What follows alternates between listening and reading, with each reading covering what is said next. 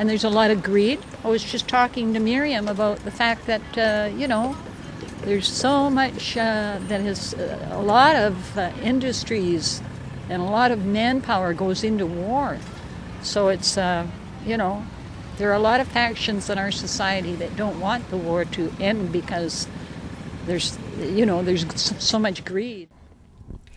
Was there a movement during the Second World War where people tried to resolve that conflict in a non-violent way? I'm sure that there must have been, but I only say that because of knowing Quakers and other people who are pacifists, that it would have happened. I was not of an age, and I wasn't a Quaker yet, so I can't speak from first-hand knowledge. How about the Vietnam War? Oh, I was very involved at that time, and went to Vietnam and met with people there. Tried to not only get news of what they needed practically, but also to say, we're here, you're not forgotten, we're with you. I understand that you speaking out during the Vietnam War actually was threatening to you personally. Well, yes, it was, but that's true. It's true when we walked with Martin Luther King, too. I mean, when there's anybody who wants to do things a different way, then there's going to be trouble, even if that different way is seen by many people as harmless. It's not seen by those who want to accomplish whatever it is you're trying to block, whether you're armed or not. So it's never without risk. If you're going to do any good in an entrenched situation of violence, there's risk. And you actually felt threatened? Oh yes, yeah. It was scary sometimes, Not me per se, but me what I represented, which was a threat to a way of life that to some people was important.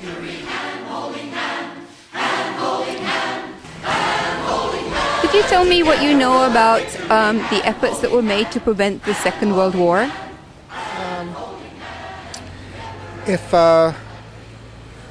Okay, let's see how we get this.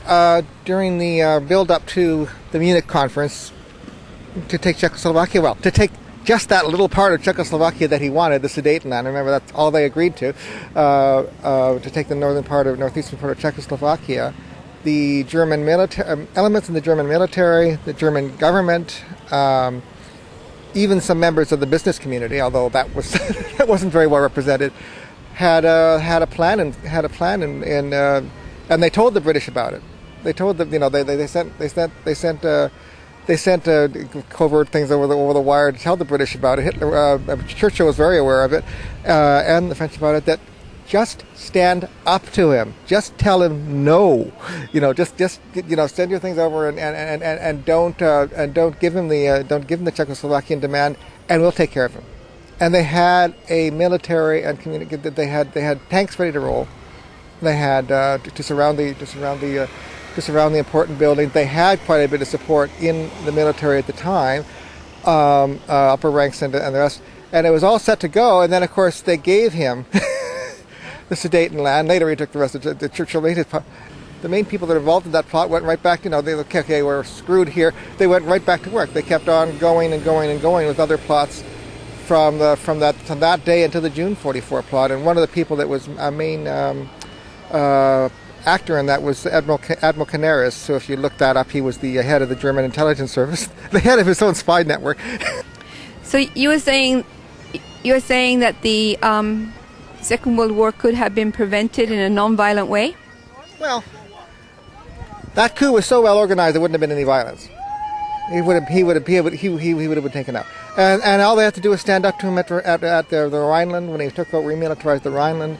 the area that was supposed to be unmilitarized, and stand up. In 1936 with the Anschluss, every single step, especially at the first two steps, he wasn't ready for a war yet. He wasn't ready to start a war in 1936 when he remilitarized the areas that were supposed to be remilitarized, or in 1937 with Austria. He wasn't ready. They'd have all said, no, that's one step too far, sorry, you have to back down. He would have backed down. It seems to me that Chamberlain from Britain made an appeasement with the Nazis, and if he had stood up to them way before, something could have been done to stop it. There was the idea that they figured that Hitler would turn on the Soviet Union, on the East.